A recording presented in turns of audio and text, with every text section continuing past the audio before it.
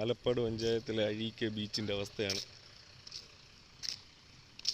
ഇപ്പോൾ സമയം ഏകദേശം ഒരു 8 മണി 9 മണി സമയത്തിൽ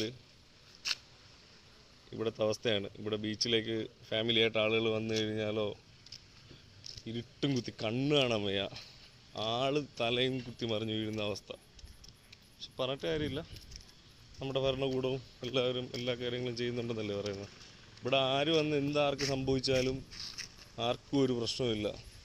നോക്കിയേ, ഇവിടെ ഒരു സ്ട്രീറ്റ് ലൈറ്റ് ഉണ്ട്, മറ്റേ അത് ഫുള്ള് വർക്ക് ചെയ്യാതെ കിടന്നിട്ട് 5 മാസം 6 മാസമായി. ഒരു ഓണം കഴിഞ്ഞ് ഇവിടെ എന്തൊക്കെ പരിപാടിയോ എന്തൊക്കെ കുന്തമൊക്കെ ചെയ്യാൻ പോകുന്നൊക്കെ പറഞ്ഞിട്ട് ഇത് തന്നെ അവസ്ഥ, കണ്ണ് കാണാൻ വയ്യ.